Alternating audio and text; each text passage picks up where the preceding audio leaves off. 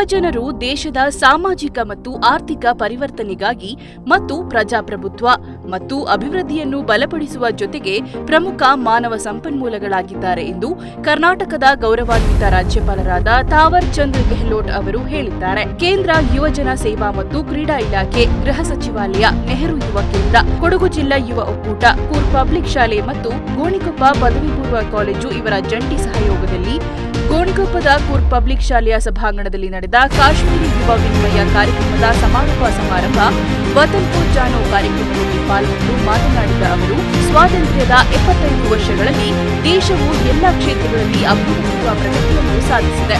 ಕರ್ನಾಟಕವು ದೇಶದ ಪ್ರಗತಿಪರ, ಉತ್ತಮವಾಗಿ ಅಭಿವೃದ್ಧಿ ಹೊಂದಿದ ಮತ್ತು ಸಮೃದ್ಧ ರಾಜ್ಯವಾಗಿದೆ ಎಂದು ಶ್ಲಾಘಿಸಿದರು. ಕಾಶ್ಮೀರ ಯುವ ವಿನಿಮಯ ಕಾರ್ಯಕ್ರಮದ ಮೂಲಕ ನಮ್ಮ ಕಾಶ್ಮೀರಿ ಯುವಕರು ನಮ್ಮ ದೇಶದ ಅನನ್ಯತೆಯಿತು, ವೈವಿಧ್ಯತೆಯಲ್ಲಿ ಏಕತೆಯ ಪರಿಕಲ್ಪನೆಯನ್ನು ತಿಳಿದುಕೊಳ್ಳಲು ಮತ್ತು ಭಾರತದ ಸಂಸ್ಕೃತಿ ಮತ್ತು ಮೌಲ್ಯಗಳನ್ನು ಮತ್ತು ಪರಸ್ಪರ ಸಾಮಾಜಿಕ ಏಕೀಕರಣವನ್ನು ತಿಳಿದುಕೊಳ್ಳಲು ಅವಕಾಶವನ್ನು ಪಡೆಯುತ್ತಿದ್ದಾರೆ. ರಾಜ್ಯ ಮತ್ತು ಸಾಂಸ್ಕೃತಿಕ ವಿನಿಮಯವನ್ನು ಉತ್ತೇಜಿಸಲಾಗುತ್ತಿದೆ ಎಂದು ಹೇಳಿದರು. कश्मीरी लोगों से उनके एक्सपीरियंस सुने जो बड़े